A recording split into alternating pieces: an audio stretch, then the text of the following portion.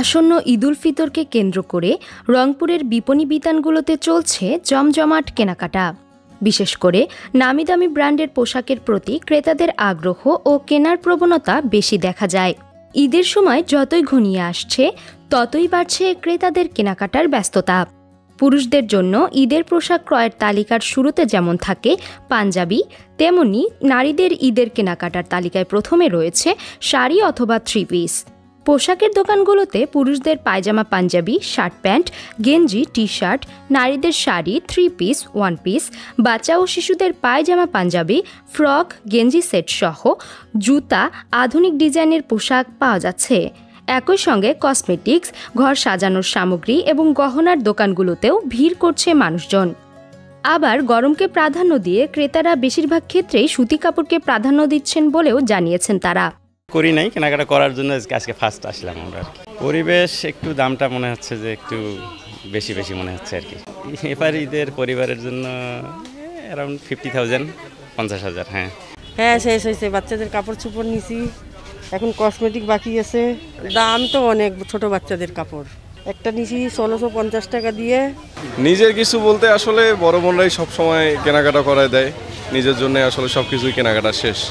দাম দর আসলে আগে যে বিষয়গুলো ছিল, যে জিনিসগুলো আসলে 700, 800, 1000 টাকা ছিল, সেগুলো হচ্ছে এখন অনায়াসে 1800, 2000 এরকম আর কি। এসব মার্কেটের বিক্রেতারা বলছেন, রাজনৈতিক অস্থিরতা না থাকায় দেশে একটি স্বাভাবিক পরিবেশ তৈরি হয়েছে, যা বেচাকেনার জন্য ইতিবাচক পরিবেশ তৈরি করেছে।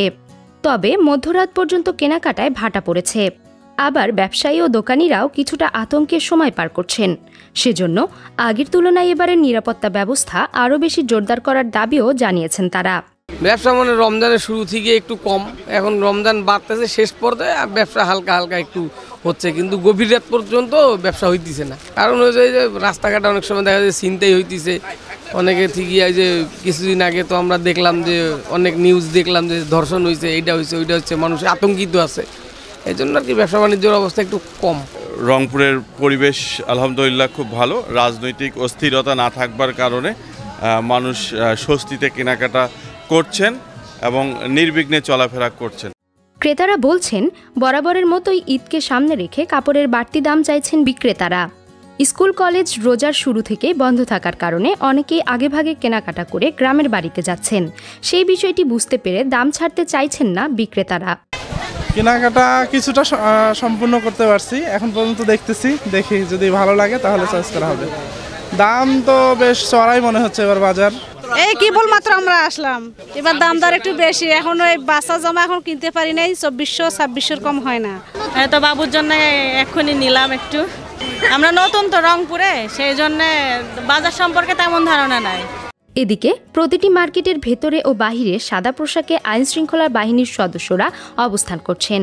এছাড়াও নগরীর বিভিন্ন পয়েন্টে পুলিশের চেকপোস্ট বসানো হয়েছে। হারুনা রশিদের তথ্য ও শামসুল হকের ক্যামেরায় সাইমা শুভ্র, আপডেট টিভি।